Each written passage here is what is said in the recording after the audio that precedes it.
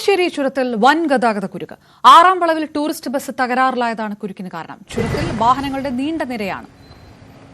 MS Aneesh Kumar ചേരുന്നു. അനീഷ്, യാത്രക്കാർ വലിയ പ്രതിസന്ധിയിലാകുന്ന സാഹചര്യം. ഇത് എത്ര ദൂരത്തിലാണ് വാഹനങ്ങൾ ഗതാഗത കുരുക്കിൽ കിടക്കുന്നത്?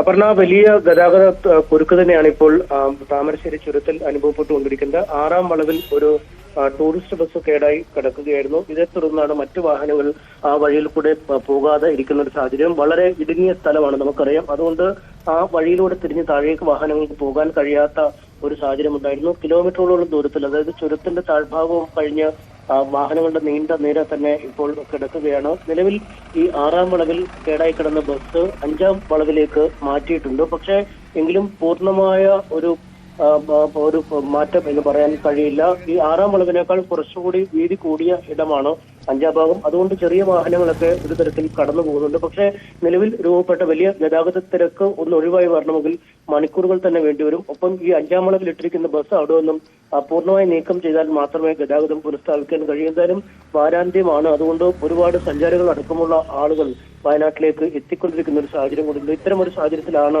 ആളുകൾ വഴിയിൽ കുടുങ്ങി നിൽക്കുന്നത്. അപർണ, MS അനീഷ് കുമാറാണ് വിവരങ്ങൾ നൽകിയത്. താമരശ്ശേരി ചുരത്തിൽ വലിയ ഗതാഗത കുരുക്ക്.